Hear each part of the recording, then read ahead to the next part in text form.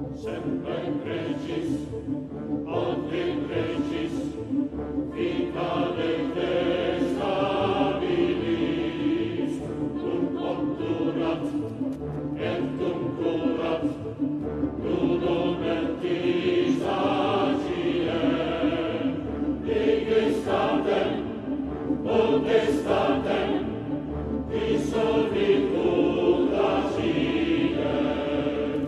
Buenas noches, bienvenidos a Palabra de Honor, que sale los lunes a esta hora, 23, los martes a las 16 y el resto de la semana en horarios variados.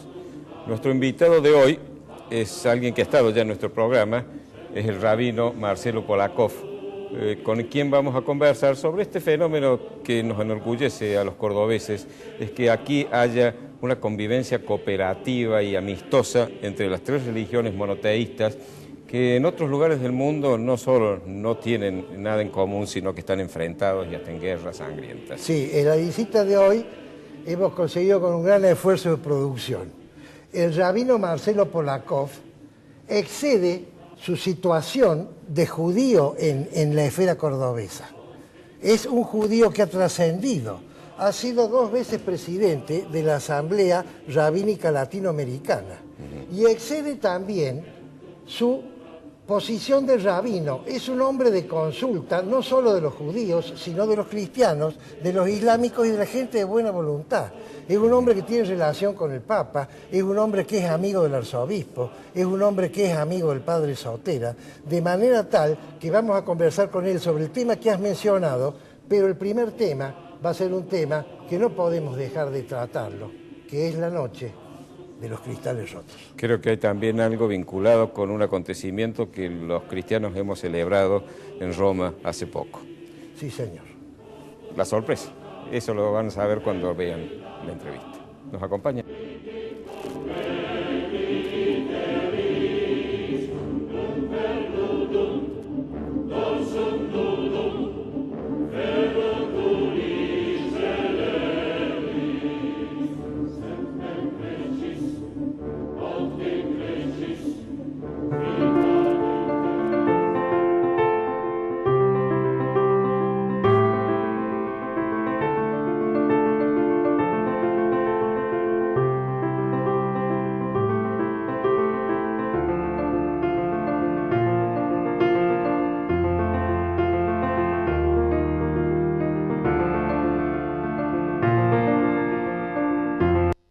Isaías Goldman, el especialista en aire acondicionado y calefacción. Todas las marcas, todos los productos y sus repuestos con la mejor financiación. Isaías Goldman, el especialista. Bulnes, esquina Pringles, teléfono 589-0033.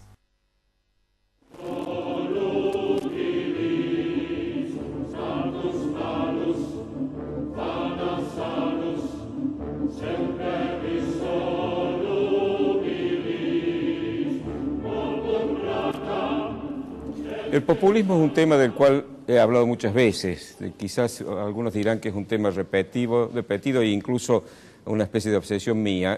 No sé si llega al nivel de obsesión, pero sí de preocupación, porque creo que la Argentina, en su etapa de decadencia que lamentablemente todavía estamos padeciendo, ha tenido mucho que ver el populismo. Y quería hoy hacer unas nuevas reflexiones sobre el populismo y además matizarlas con un video que a mi juicio es muy elocuente del contenido del populismo que hemos sufrido los argentinos. Ustedes saben que en el populismo hay varias características. Una de las características es la apropiación de la demanda social, es decir, el populista es el intérprete de las necesidades del pueblo. Este concepto de pueblo también está muy matizado en el populista, porque el pueblo no es, como en toda democracia, la suma de las decisiones de cada uno de los ciudadanos expresadas en el voto. No, el pueblo es una parte del pueblo, es la parte del pueblo que obviamente adora e idolatra al líder, y él es su intérprete. El resto no es pueblo, es incluso en algunos casos el antipueblo. ¿Por qué? Porque no está dentro de este selecto grupo que ha elevado a la categoría de semidios a su líder. Ahora, esa demanda social se satisface en el populismo a expensas de la producción, lo cual significa que, en definitiva, puede haber un bienestar ficticio durante un corto tiempo y después termina obviamente en una terrible hecatombe, en un desastre económico de proporciones descomunales. ¿Por qué? Porque cuando se ataca a la producción para poder satisfacer en forma inmediata las demandas de las clases más necesitadas, se termina por perjudicarlas, porque al no haber productividad, no hay producción de riqueza, no hay demandas de trabajo y esa gente cada día va a ser más pobre. Es lo que solemos llamar en un lenguaje vulgar, pan para hoy y hambre para mañana. Para el populista toda necesidad es un derecho y todo gasto es una inversión, lo cual desde el punto de vista económico es una barbaridad. Y lo otro desde el punto de vista de la política también, tampoco es cierto. No toda necesidad es un derecho, toda necesidad tiene que despertar quizá la conciencia social para satisfacerla, pero no genera un derecho. Los derechos están consagrados expresamente en la Constitución y no existe el derecho a que otro me pague a mí lo que yo no puedo pagarme. Existe sí un deber moral que tenemos todos de asistir al necesitado, pero no es porque haya un derecho de ese necesitado a ver satisfecho por parte de otro su necesidad. La movilización de las masas es también un fenómeno que al populista le fascina. Una movilización que tiene un fuerte componente de lucha de clases, es decir, el odio al rico, el rico siempre es malo, es el responsable de que el otro sea pobre, por supuesto con la excepción de los ricos, y a veces inmensamente ricos, que sí llegaron a ese nivel gracias a los favores del populista. Con lo cual estamos ante la presencia de un grupo de gente que trabaja para el pueblo y que se ha enriquecido ayudando al pueblo. El populista quiere sustituir las instituciones republicanas, le molestan. O sea, para algunos hasta las han llegado a calificar como sutilezas burguesas para dominar. Les molesta el control, no les gusta ser controlados. El que lo controla evidentemente se está poniendo obstáculos a su tarea en favor del pueblo. Y al no haber control, obviamente aparece inexorablemente la corrupción, que es un fenómeno que viene inmediatamente cuando los que gobiernan y administran dineros ajenos no son controlados. Y por último el culto a la personalidad, ese culto que hemos visto a través de una expresión que solemos usar que es el caudillismo y que en el fondo es una nueva expresión de la monarquía, es ese especie de tributo que se hacía casi religioso al monarca en los tiempos en que estos adquirían un carácter absoluto. El caudillo populista necesita, por supuesto, que su personalidad sea exaltada a una categoría por encima del resto de los mortales. Bueno, no voy a entrar a las razones por las cuales en América Latina o en América Española se ha dado tanto este fenómeno, pero es un tema para analizarlo, por cierto. El populista es el intérprete de la verdad, de su verdad que es la verdad única, es la verdad del pueblo. Y él nos alumbra el camino, él nos dice por dónde hemos de ir y él nos distribuye bienestar, con lo cual está destruyendo la cultura del trabajo y sustituyéndolo por la cultura de la dádiva. Ya el bienestar no depende del esfuerzo de cada cual, sino de la generosidad del líder populista, por supuesto sin dinero propio, sino con dinero de los demás. Y además hace uso de la palabra en forma abusiva, porque al ser el intérprete, él es el que tiene que estar permanentemente expresando esa verdad que está en sus manos y que él, iluminado, sabe dónde está, dónde buscarla. La libertad de expresión le molesta en los demás, porque evidentemente entre esas voces hay algunas que no aplauden lo que él hace y eso para él es inaceptable. Entonces, además se exalta el nacionalismo hasta niveles de fanatismo y de odio al extranjero, al otro. El nazismo y el fascismo han sido un ejemplo muy claro de cómo el populismo exalta este sentimiento de amor a la patria que es sano en un nacionalismo ramplón, xenófobo, chauvinista. El odio en los últimos 80 años es la potencia más poderosa que es los Estados Unidos, que llegó en el caso de Chávez ya una cosa grotesca, por supuesto, es lo mismo en el caso de Castro, etc. Y la sociedad queda dividida, ellos y nosotros. Puede ser de derecha, puede ser de izquierda, puede incluso asumir en cada momento un ropaje que le convenga.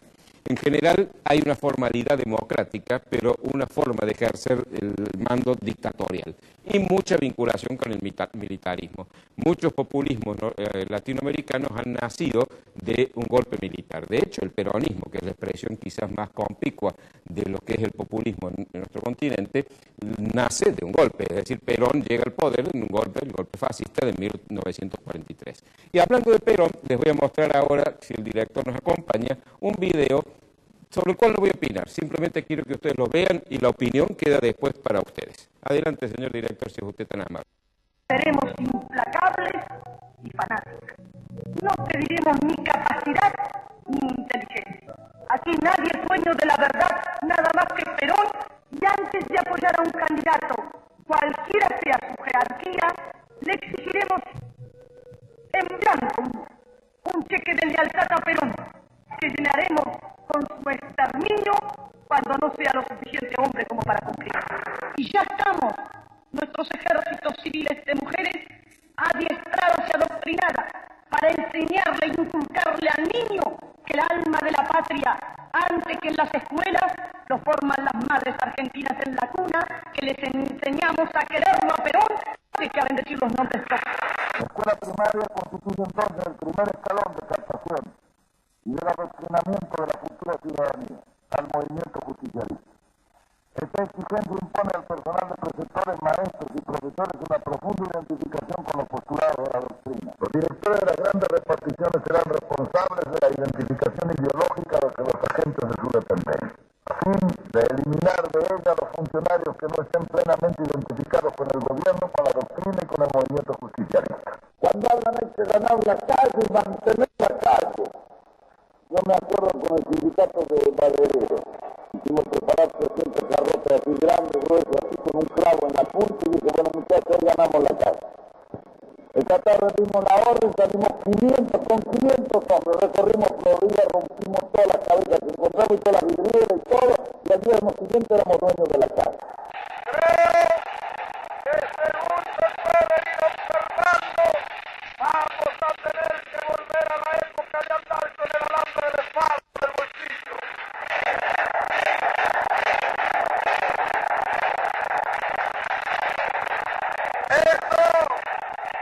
Eso de la leña que ustedes me aconsejan, ¿por qué no empiezan ustedes a darla?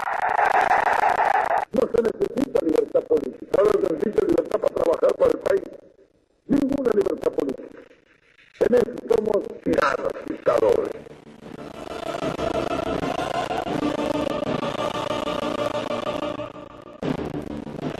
Bueno, como les digo, ningún comentario de mi parte, simplemente ustedes sacarán las conclusiones de acuerdo a su criterio. Vamos ahora a la entrevista.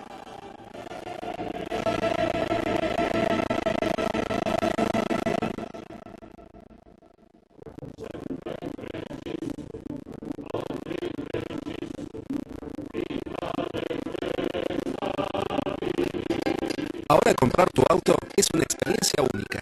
Llegó AutoCity, un nuevo espacio con 0 kilómetros, usados, pista de prueba y área de servicios. AutoCity, los autos evolucionan. El lugar donde encontrarlos también. Isaías Goldman, el especialista en aire acondicionado y calefacción. Todas las marcas, todos los productos y sus repuestos con la mejor financiación. Isaías Goldman, el especialista. Bulnes, esquina Pringles, teléfono 589-0033. Centro Tomografía Computada Córdoba Sociedad Anónima. Instituto Burton, líder en diagnóstico por imágenes. Primer instituto de cirugía ambulatoria mínimamente invasiva del interior del país. Avenida Belezarte al 562, Córdoba, Argentina. Teléfono 0351-426-7700.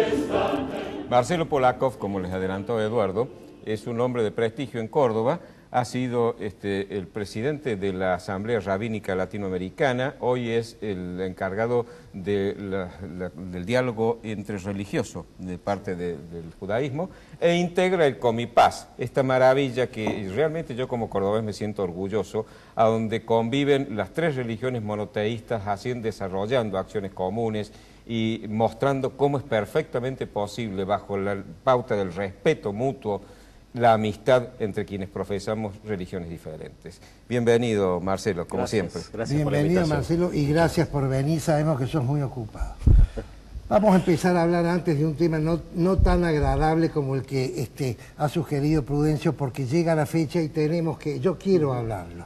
Es el tema de la noche de los cristales rotos. A mí me gustaría, Marcelo, vos sos un experto en historia, que nos cuentes un poco desde adentro, porque vos perteneces a la comunidad judía, sí, este fenómeno histórico-sociológico que ocurrió hace casi ya 70 años.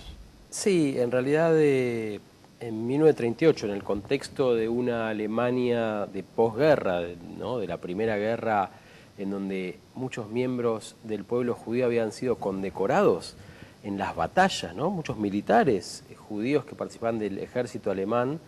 Increíblemente terminó la Primera Guerra y a pesar de la derrota, con sus condecoraciones puestas, fueron víctimas, algunos pocos años después, de una especie de conspiración, teoría conspirativa que empezó a aprender en las masas, basadas básicamente en el populismo que hablaba Prudencio hace un ratito, en donde se encontró como chivo expiatorio de los problemas que tuvo Alemania al 0.76% de su población, que ese era el número de los judíos alemanes alrededor de estos años 30. Qué importante debió haber sido para hacerla el responsable. Entonces, Marcelo, si te he entendido bien, estos judíos fueron condecorados porque pertenecían al ejército alemán, es decir, eran alemanes. Pero por supuesto, y orgullosos. Arriesgaron su vida por Alemania. Por supuesto, como corresponde a cualquiera que vive en un país. Bien, continúa, que es ciudadano de ese país.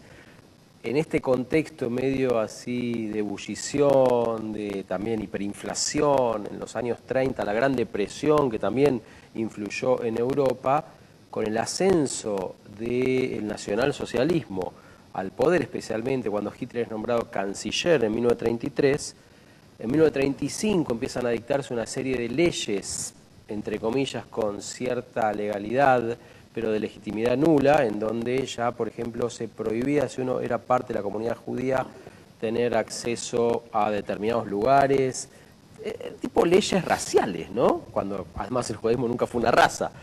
Pero bueno, en ese contexto, en 1938 se utilizó una excusa acerca de una especie de atentado / asesinato en París de un miembro del consulado alemán en manos de un judío a cuyos padres en Polonia habían deportado los nazis, perdón, de Alemania.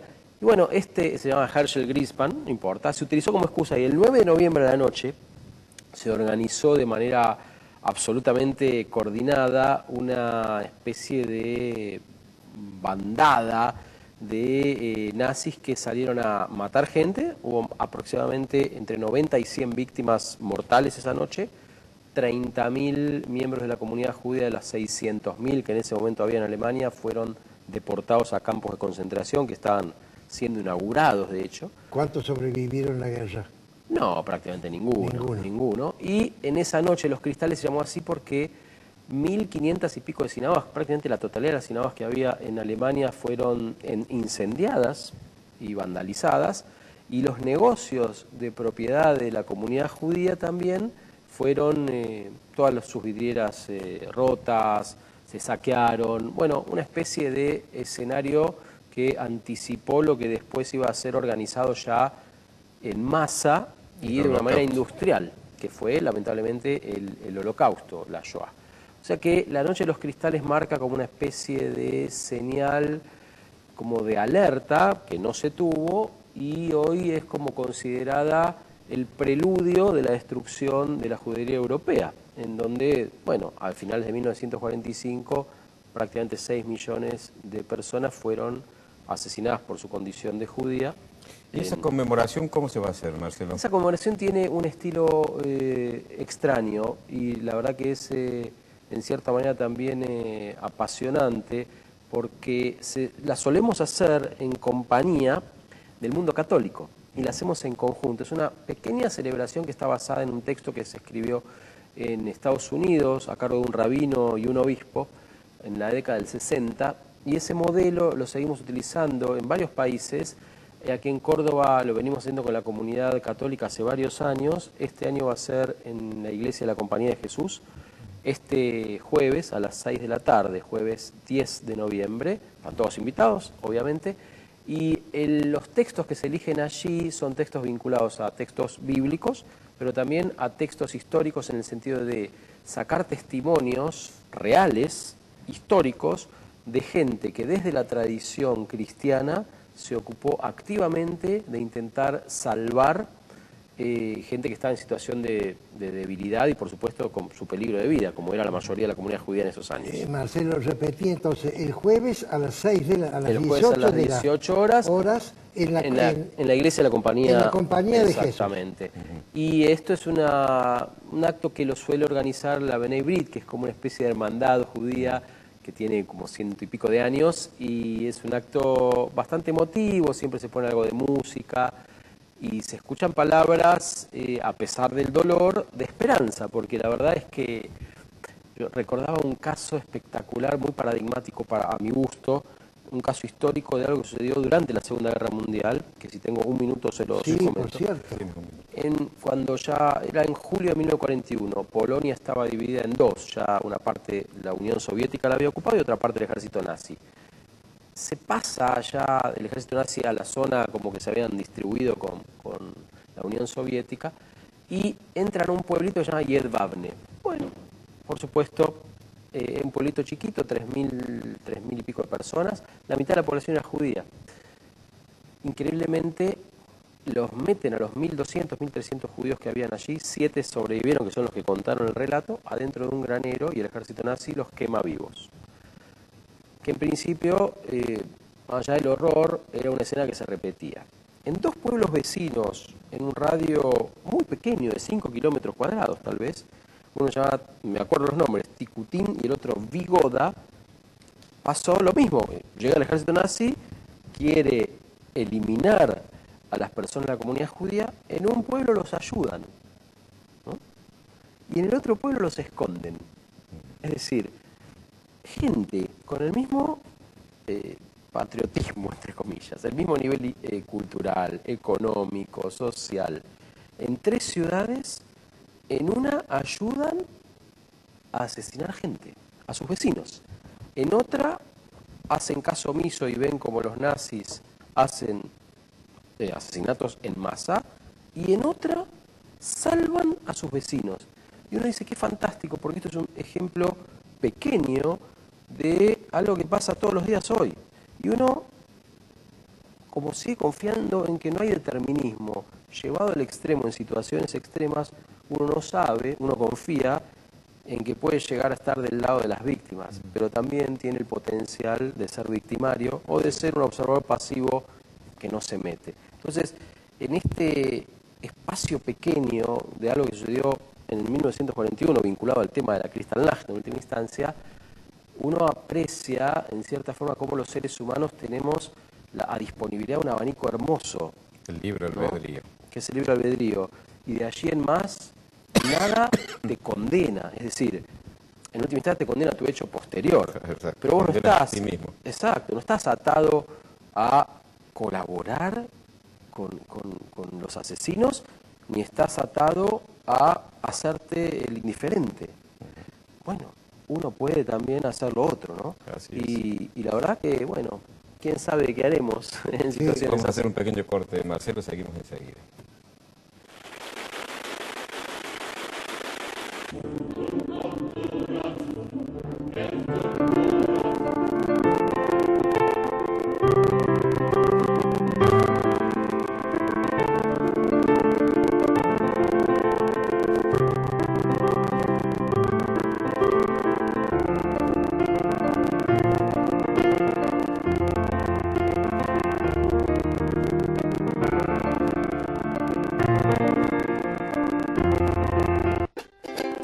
Ahora comprar tu auto es una experiencia única. Llegó AutoCity, un nuevo espacio con 0 kilómetros, usados, pista de prueba y área de servicios. AutoCity, los autos evolucionan. El lugar donde encontrarlos también.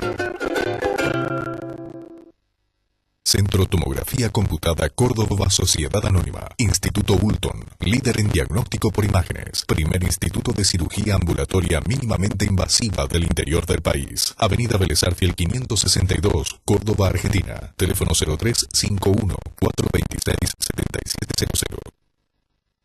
Isaías Goldman, el especialista en aire acondicionado y calefacción. Todas las marcas, todos los productos y sus repuestos con la mejor financiación. Isaías Goldman, el especialista. Bulnes, esquina Pringues, teléfono 589-0033.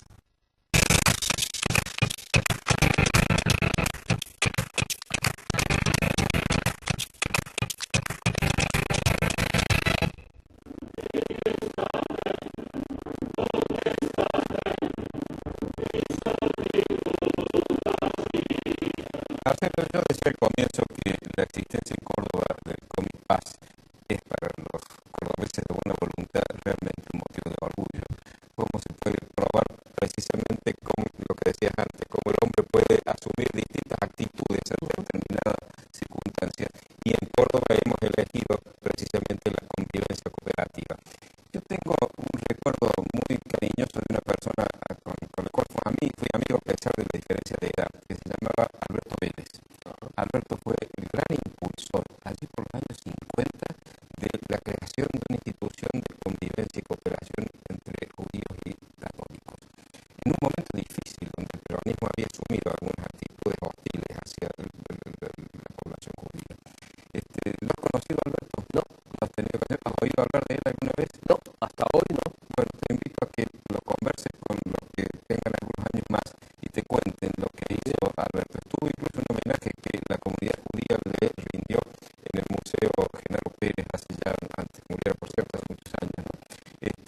Yo creo que ese fenómeno que me decía que incluso cuesta, la vez pasada me decía un amigo nuestro, que cuesta repetirlo en otras ciudades de Argentina, no es fácil que se... No, parece como que no es fácil, eso también tiene que ver con internas propias de cada una de las tradiciones religiosas.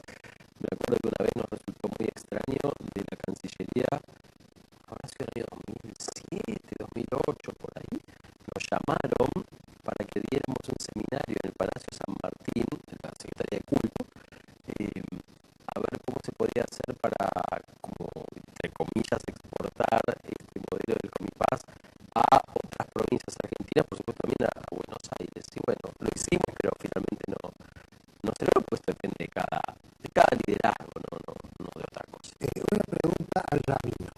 Sí.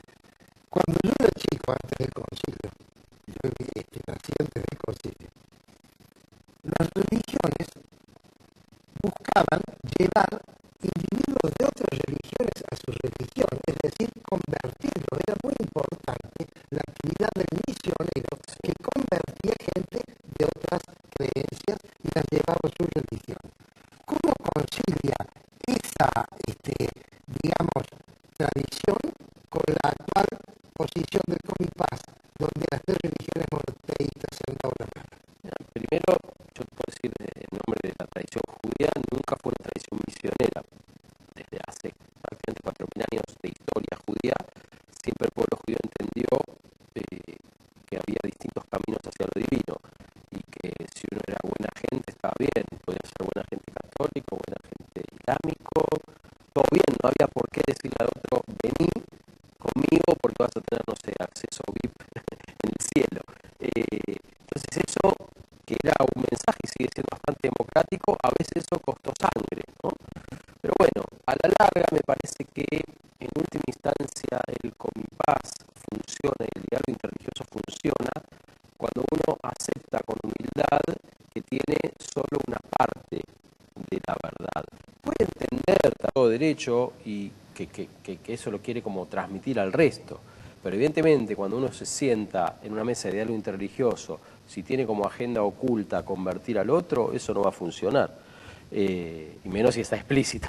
Yo creo que nosotros de manera implícita y también explícita aprendimos, ya van 18 años, de Comipaz aquí, aprendimos a darnos cuenta y a acariciar la idea de lo parcial como un reflejo de lo mejor que ha expresado Dios en su creación. Nada es total.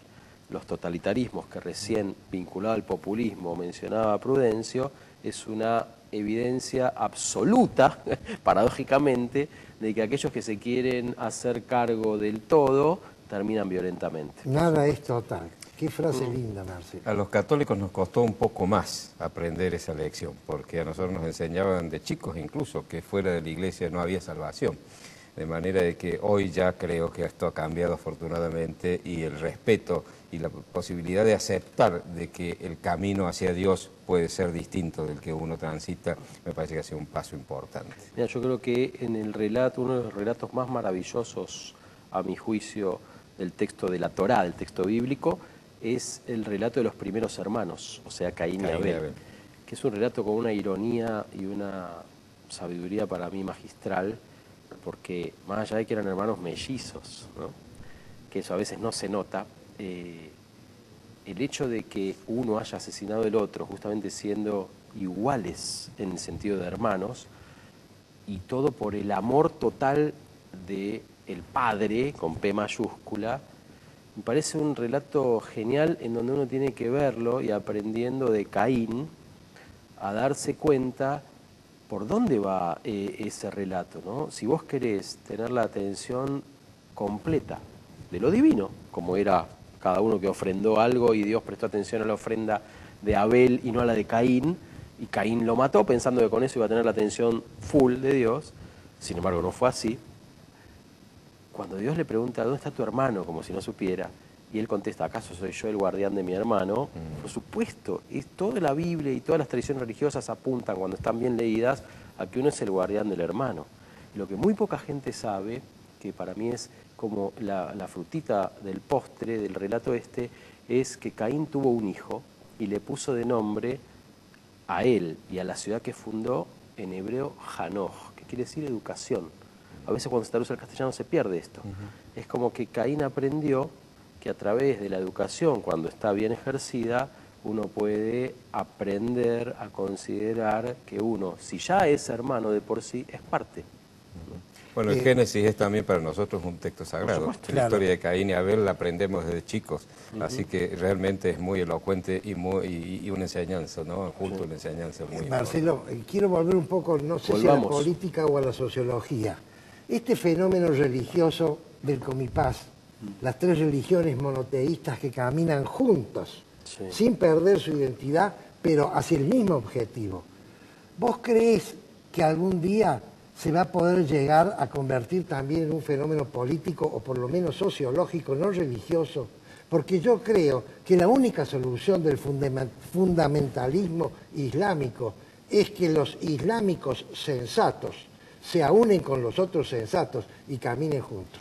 Bueno, de hecho, queda un minuto. De hecho, el mundo islámico pertenece al Comipaz y tiene la misma voz en este sentido de moderación que el resto de las tradiciones. Nadie escapa al fundamentalismo, ninguna tradición. Hoy, lamentablemente, la que está como más copada por estos mensajes extremistas, hoy en este contexto, es el mundo islámico. Nosotros tenemos que ayudar al mundo justamente del Islam a cada vez a callar, ¿no? A dejar con menos espacio y menos poder las voces que pregonan la violencia y el fanatismo, y hacer que las voces del mundo islámico más moderado sean las que tengan prevalencia. De hecho, bueno, también en ese sentido tratamos de ayudar a algo que, por supuesto, que depende más que nada del mundo islámico, pero aquí la tarea, bueno, de la sociedad árabe islámica es maravillosa en este sentido. Lamentablemente el tiempo no nos deja, pero la sorpresa que yo había anunciado la vamos a tener que dejar para otro momento, que tenía que ver con el nuevo santo argentino, el primer santo nacido en Córdoba. Bueno, les dejamos el video para que lo pasen con la canción que le regaló la comunidad judía. Exactamente eso, la comunidad judía nos ha regalado una canción alusiva al cura Brochero, a San Gabriel Brochero. Que es realmente muy interesante para un católico escuchar estos conceptos de un rabino, porque lo escuchamos desde otra óptica, Marcelo. Quizás vos hablas todos los días de esto, pero nosotros, yo la primera vez que escucho muchos conceptos conceptos que has dicho vos hoy. Te agradezco profundamente porque sé que has dejado otras actividades para poder venir a nuestro programa. Gracias por la invitación.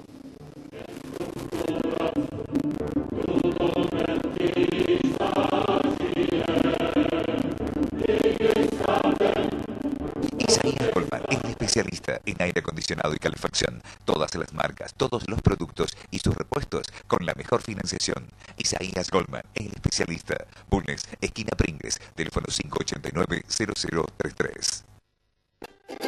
Ahora comprar tu auto es una experiencia única. Llegó AutoCity, un nuevo espacio con 0 kilómetros, usados, pista de prueba y área de servicios. AutoCity, los autos evolucionan. El lugar donde encontrarlos también. Centro Tomografía Computada Córdoba Sociedad Anónima. Instituto Ulton, líder en diagnóstico por imágenes. Primer instituto de cirugía ambulatoria mínimamente invasiva del interior del país. Avenida Vélez Arfiel 562, Córdoba, Argentina. Teléfono 0351-426-7700.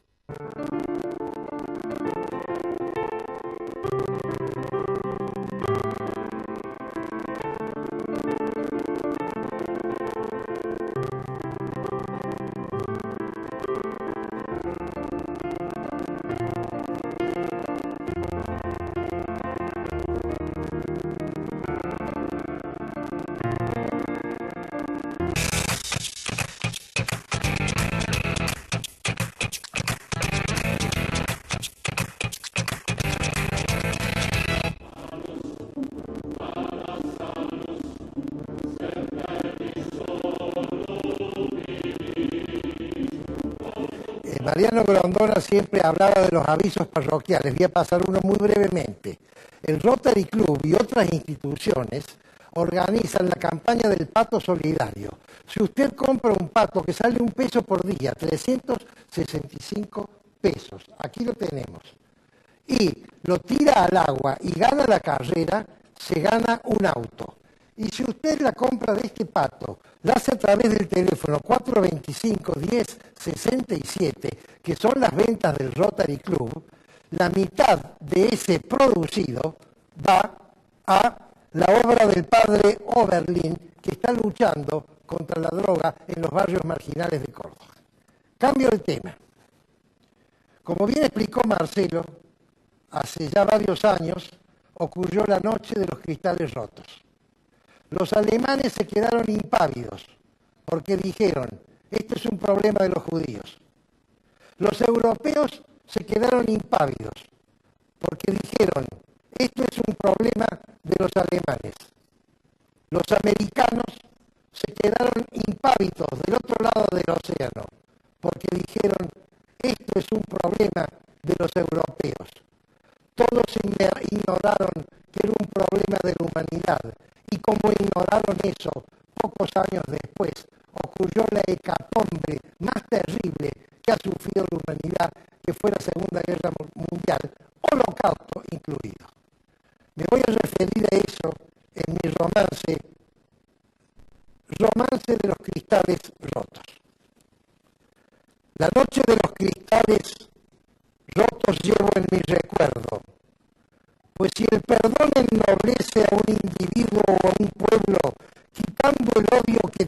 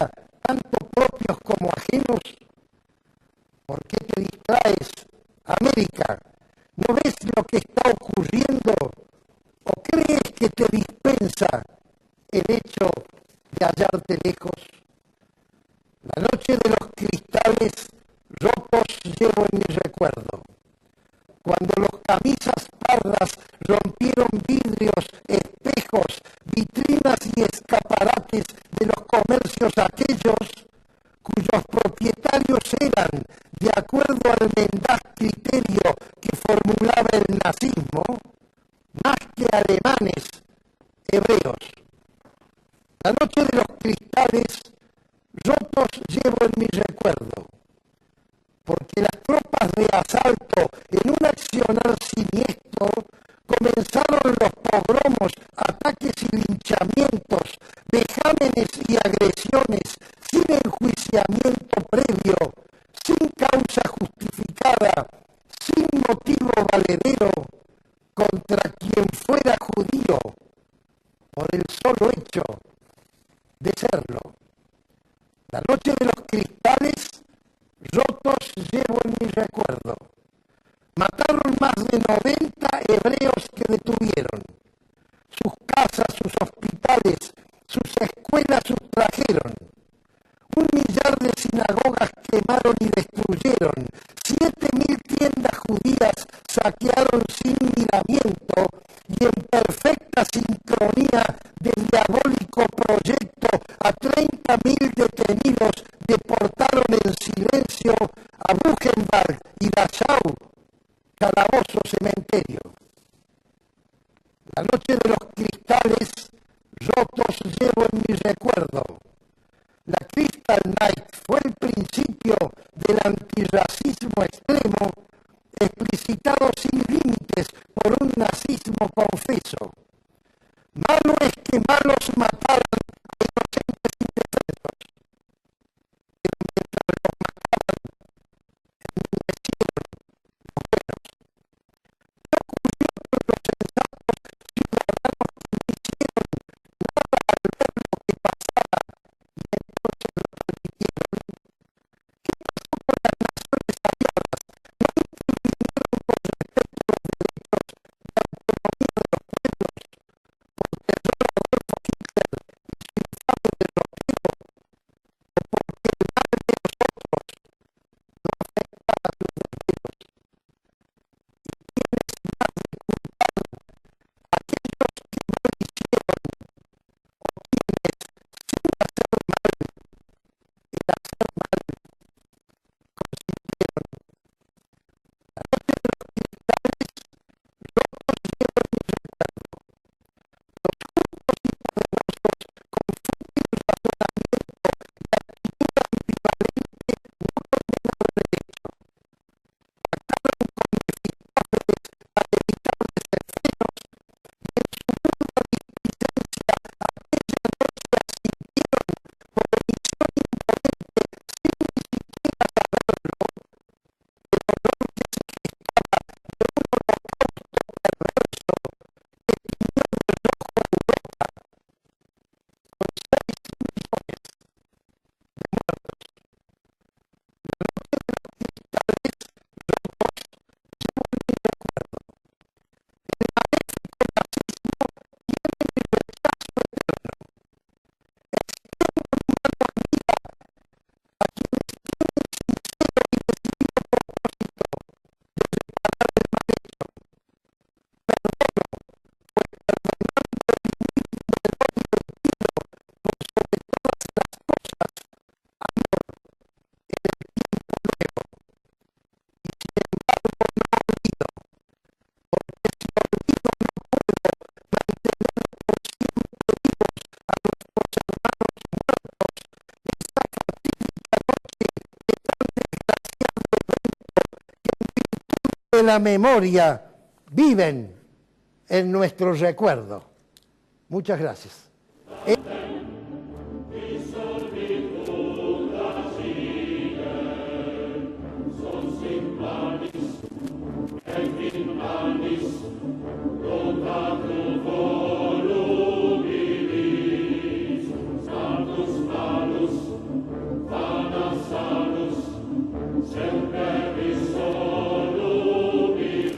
Se ha hablado en otra ocasión de la incapacidad del intendente Ramón Mestre para manejar la ciudad de Córdoba, con lo cual puede verificarse con solo salir a la calle y mirar cómo está la ciudad. Pero quiero hablar ahora de 2 episodios que han ocurrido últimamente, que además hablan de la existencia de una red de corrupción, de la cual me queda la duda si el intendente es parte de ella, es cómplice, o de lo contrario, no las pudo ver. Le pasó por encima de su cabeza, de su cara, y no fue capaz de detectarla, lo cual me indicaría que no sabe lo que pasa dentro de la municipalidad, con el agravante de que muchas de estas cosas ya venían siendo denunciadas y la municipalidad no tomó los recaudos necesarios para solucionarlo. Uno de ellos fueron los negociados existentes entre el CRECE, esta nueva institución para el tema de la basura, para el enterramiento sanitario, y el SURVAP. Nueva institución, no, pues lleva unos años, que ahora ha sido cambiada, por supuesto.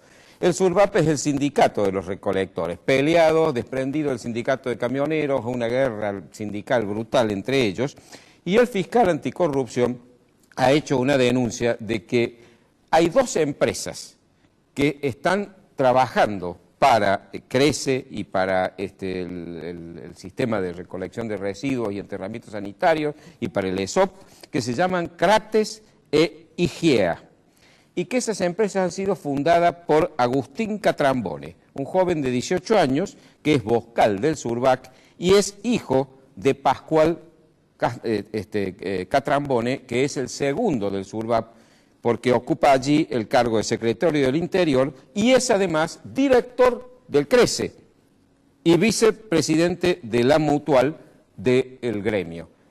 Y además, ahora ha sido nombrado director titular de Cormecor, esta nueva entidad que ha creado el intendente Mestre.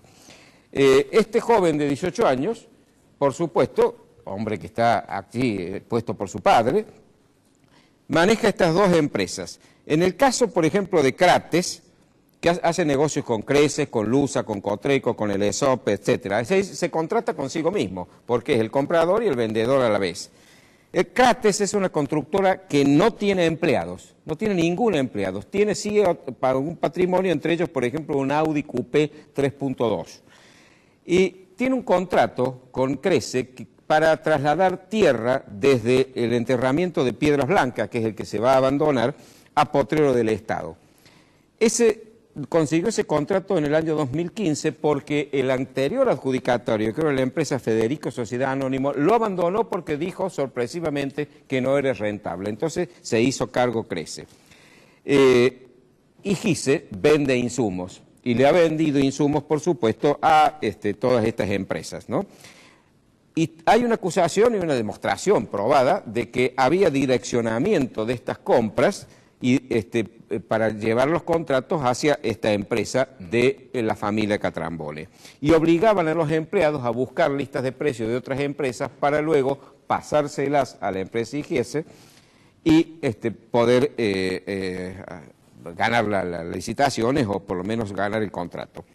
El solo hecho de la existencia todavía de CRECE, se llama CRECE residual, es de por sí un absurdo, porque lo único que hace es el enterramiento sanitario, pero para ello tiene todavía una estructura como si estuviera haciendo prácticamente todas las funciones que antes cumplía. Su flota fue transferida totalmente a LUSA y a Cotreco, y 300 empleados fueron transferidos al ESOP, pero por supuesto, cuando fueron transferidos, recibieron suculentas indemnizaciones. ¿Por qué? Porque cambiaban de trabajo, lo cual nos ha costado a los contribuyentes de Córdoba una enorme cantidad, que ya me voy a referir enseguida, por este regalo que Mestre le hizo, subsidios por haber sido transferidos de su trabajo. Los sueldos de los directivos de CRECE, esta empresa ya casi inexistente, son también suculentos. Fíjense que en el 2014 la empresa nos costó 45 millones de pesos y en el 2015 135 millones, es decir, en lugar de irse achicando CRECE residual, va gastando cada vez más. Y el subsidio nos costó de 80 millones en el 2014 a 228 millones en el 2015. El denunciante de todo este negociado es un empleado de CRECE que por supuesto fue expulsado. Es decir, la municipalidad se solidarizó con la familia Catrambone y con los que estaban llevando adelante este negocio. Los lazos familiares en el sindicalismo son muy conocidos. El caso de los Moyano es grave. Por ejemplo, Hugo Moyano tiene varios hijos, Facundo es diputado, Pablo Moyano heredó como un monarca, como un príncipe, la secretaría del sindicato de camioneros y ambos están denunciados por estafa en la Mutual. Las mutuales y las obras sociales sabemos que son la caja negra por la cual muchos sindicalistas se han hecho multimillonarios. Hugo Moyano, está denunciado de ser el comprador y el dueño de OCA, aquella empresa que fue de Yabram, una empresa que ya con la desaparición casi del correo postal no puede ser rentable y sin embargo es el mayor empleador de la Argentina y factura 4.000 millones de pesos al año. El presidente se llama Patricio Farcu, que obviamente la denuncia es que es un testaferro de Moyano. Y además está denunciado por tráfico de drogas, porque claro, transportes es muy fácil. Como no son transportes aparentemente postales, la denuncia dice que transportan droga. Ya en 1989 las oficinas de Moyano habían sido allanadas y se encontró droga. Él dijo que se la habían puesto, y etcétera, etcétera, ¿no? Por supuesto quedó en la nada, se arregló todo. También el culto de la personalidad del que yo hablaba en la editorial se da también en el sindicalismo. Fíjense que la base de CRECE en el Parque Sarmiento, una base de una institución municipal, ahora en manos del ESOP, se llama Mauricio Saillén, que es el secretario general del SURBAC. Y un merendero que hay en Villa Libertador, que le hizo la Juventud Sindical Peronista, cuyo presidente es Franco Saillén, por supuesto diputado e hijo de Mauricio, se llama Copa de Leche Pascual Vicente Catrambone. Además está Juan Saillén, otro hijo, que es el líder de la CGT, Rodríguez Peña. Mauricio Saillén y Catrambone además están imputados por el mismo fiscal anticorrupción, fueron imputados en mayo, por usura habitual y administración fraudulenta reiterada en concurso real, por la concesión de préstamos y manejo de dinero de la mutual sindical. Por supuesto, esta causa desde mayo hasta ahora no hemos tenido noticias de que la justicia se haya ocupado de moverla. El contubernio del ESOP con los sindicalistas es más que evidente. ESOP absorbió 1.000 empleados de Luz y Cotreco, les decía antes, se transfirieron de esas dos empresas a la nueva, al ESOP, y 300 de CRECE residual. Y como les decía, se los indemnizó, nos costó 150 millones de pesos a los contribuyentes, y ya había ocurrido lo mismo, fueron indemnizados cuando en 2008 pasaron de Cliva a CRECE. Es decir, estamos pagándoles, regalándoles porque cambian de trabajo, no porque se queden sin trabajo, porque pasan de un trabajo a otro, los contribuyentes de Córdoba le hacemos estos regalos. El ESOP, que fue inventado por Mestre para eludir licitaciones y el control del Tribunal de Cuentas, ya ha cedido ante el gremio. Al comienzo, la propuesta, el proyecto de ordenanza del ESOP que Mestre presentó ante el Consejo Deliberante, por la presión del SUOEM, Mestre lo modificó y terminó acordando con ellos. A este negociado, que es escandaloso y que esperemos que realmente la justicia esta vez actúe, se suma otro que ha tomado también mucho estado público, que es un negociado terrible en el cementerio de San Vicente. Hay una mafia que está integrada por empleados de San Vicente, algunos de ellos incluso delegados gremiales, que ha sido denunciada por una empleada que por supuesto ha sido amenazada de muerte y la han llevado al padre de la monarca. Pues cuando se sabe esto, la municipalidad suspende a 6 empleados que estaban involucrados en este negocio de cremación ilegal de cadáveres y de una serie de alteraciones y de irregularidades con montos importantes. Suspende a estos 6 empleados, pero la presión del sindicato hace que en lugar de suspenderlos levanten la suspensión y los trasladen. Es decir, un intendente que está cediendo permanentemente a las presiones del gremio, aun cuando hay actos de corrupción públicos y escandalosos. Creo que realmente el señor Mestre lo ha dicho ya más de una vez, al señor Mestre de la ciudad de Córdoba le queda muy grande. O no tiene la capacidad, o no tiene ganas de hacerlo, o de estar dedicándose a otras cosas que no son precisamente poner la ciudad en condiciones.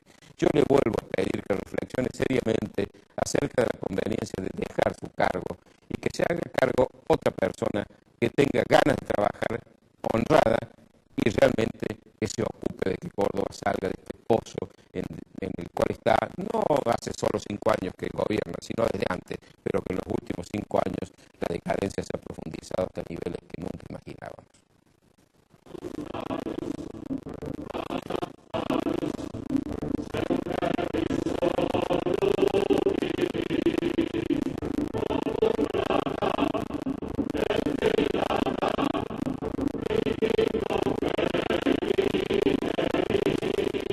Rubén, este señor Espeche, líder de Quebracho. Esteche. ¿Esteche o Espeche? Esteche. Esteche ha dicho que si algún juez osa juzgarla a Cristina, puede haber muertos. ¿Eso no es apología del delito? Sí, incitación a la violencia incluso podría ser también. Yo creo que, bueno, en la Argentina sabemos que todas estas cosas son delitos. Si no se persiguen los grandes delitos, los escándalos de corrupción, ¿qué vamos a pensar que la justicia va a ocuparse de estas cosas? Ahí están, dueños de la calle, y nos han convertido todos nosotros en verdaderos rehenes. Bueno, esperemos que el habitante de Córdoba, el habitante de la provincia de